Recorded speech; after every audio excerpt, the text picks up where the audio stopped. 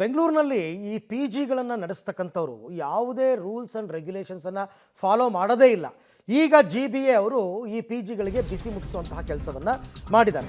ಬೆಂಗಳೂರಿನ P ಜಿಗಳಿಗೆ GBA big ಶಾಕನ್ನು ಕೊಟ್ಟಿರ್ತಕ್ಕಂಥದ್ದು. 19 P ಜಿಗಳಿಗೆ ಬೀಗ ಹಾಕಿದೆ ದಕ್ಷಿಣ ನಗರ ಪಾಲಿಕೆ. 89 ಪಿ ಜಿಗಳಿಗೆ 61,000 ದಂಡ ಹಾಕಿದೆ ದಕ್ಷಿಣ ನಗರ ಪಾಲಿಕೆ. ಯಾಕೆ ಅಂದರೆ ಪಿ ಜಿಗಳಲ್ಲಿ ಶುದ್ಧ ಕುಡಿಯುವ ನೀರಿಲ್ಲ, ಶುಚಿತ್ವ ಮೇಂಟೈನ್ ಮಾಡಿಲ್ಲ, ಅಡುಗೆ ಕೋಣೆ, ನೈರ್ಮಲ್ಯ, ಅಗ್ನಿಶಾಮಕ ಸಾಧನಗಳಿಲ್ಲ, CCTV ಅಳವಡಿಸಿಲ್ಲ. ಇವೆಲ್ಲ ರೂಲ್ಸ್ ಇದೆ, ಇವೆಲ್ಲ ಮಾರ್ಗಸೂಚಿಗಳಿದೆ. ಒಂದು ಪಿ ಜಿ ನಡೆಸ್ತಕ್ಕಂಥವರು ಹೇಗೆ ಇಟ್ಕೋಬೇಕು, ಪಿ ಜಿನಲ್ಲಿ ಶುದ್ಧ ಕುಡಿಯುವ ನೀರನ್ನು ಕೊಡಬೇಕು, ವಾಟರ್ ಫಿಲ್ಟರ್ಗಳಿರಬೇಕು, ಒಳ್ಳೆ ನೀಟ್ನೆಸ್ ಮೇಂಟೈನ್ ಮಾಡಿರಬೇಕು, ಅಡುಗೆ ಕೋಣೆ ತುಂಬ ಶುಚಿಯಾಗಿರಬೇಕು.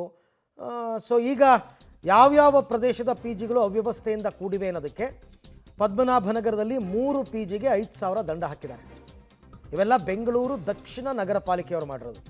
ಜಯನಗರದಲ್ಲಿ 13 ಪಿ ಜಿ ಪರಿಶೀಲನೆ ಮಾಡಿದ್ದಾರೆ, 11,000 ದಂಡ ಹಾಕಿದ್ದಾರೆ, 3 ಪಿ ಜಿಗೆ ಬೀಗ ಹಾಕಿದ್ದಾರೆ.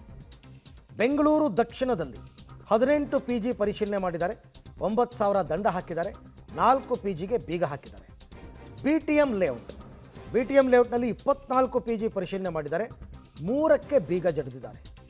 ಬೊಮ್ಮನಹಳ್ಳಿ 32 ಪಿ ಜಿ ಪರಿಶೀಲನೆ ಮಾಡಿದ್ದಾರೆ, 39,000 ದಂಡ ಹಾಕಿದ್ದಾರೆ, 9 ಪಿ ಜಿಗೆ ಬೀಗ ಹಾಕಿದ್ದಾರೆ. ಈ ಥರದ ಕ್ರಮಗಳು ಆಗಾಗ್ಗೆ ಆಗ್ತಿರಬೇಕು. ಈ ಬಗ್ಗೆ ಮತ್ತಷ್ಟು ಮಾಹಿತಿ ನನ್ನ ಕೊಲೀಗ್ ಲೋಕೇಶ್ ಅವರಿಂದ ಪಡ್ಕೊಂಡ. ಲೋಕೇಶ್, ಈಗ ಪಿ ಜಿಗಳಿಗೆ ಅದರದ್ದೇ ಆದಂತಹ ಮಾರ್ಗಸೂಚಿಗಳಿವೆ, ಆದರೆ ಮಾರ್ಗಸೂಚಿಗಳನ್ನು ಪಾಲಿಸ್ತಾ ಇಲ್ಲ ಅನ್ನೋ ಕಾರಣಕ್ಕೆ ಈಗ ದಂಡ ಹಾಕಿರೋದಲ್ವಾ? ಖಂಡಿತ ಅರವಿಂದ್, ಮಾರ್ಗಸೂಚಿಗಳನ್ನು ಪಾಲನೆ ಮಾಡ್ತಾ ಇಲ್ಲ, ಅವ್ಯವಸ್ಥೆಯಿಂದ ಕೂಡಿರುವಂತದ್ದು. ಜೊತೆಗೆ ಪಿಜಿಗಳಲ್ಲಿ ಇರ್ತಕ್ಕಂತ ಯುವತಿಯರಿಗೆ ಒಂದು ಸುರಕ್ಷತೆಯ ದೃಷ್ಟಿಯ ಕ್ರಮಗಳನ್ನು ಕೂಡ ಕೈಗೊಂಡಿರಲ್ಲ. ಆ ದೃಷ್ಟಿಯಿಂದಾಗಿ ಎಲ್ಲಾ ರೂಲ್ಸ್ ಉಲ್ಲಂಘನೆ ಆಗಿರೋ ಹಿನ್ನೆಲೆಯಲ್ಲಿ ಆ ದಂಡ ಹಾಕಿ ಅಡಿಗೆ ಮನೆಗಳಿಗೆ, ಸ್ಪೆಷಲ್ ಆಗಿ ಅಡಿಗೆ ಮನೆಗಳಿಗೆ ಬೀಗವನ್ನ ಜಡಿದಿರುವಂತದ್ದು.